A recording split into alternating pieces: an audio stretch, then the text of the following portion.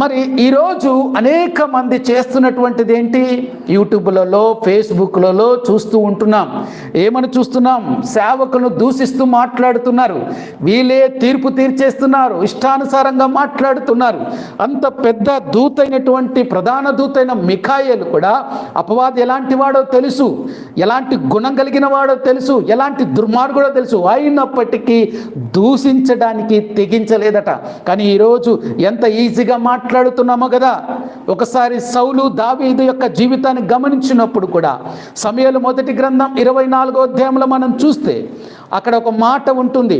సౌలు దావీదు చేతికి చిక్కినప్పటికీ కూడా దేవుని చేత అభిషేకం పొందినవాడని సౌలును వదిలిపెట్టాడని రాసి ఉంది. మరి అభిషేకం పొందినటువంటి సేవకుని గురించి వేలెత్తి చూపడానికి, మాట్లాడటానికి నీకు అర్హత ఉంది?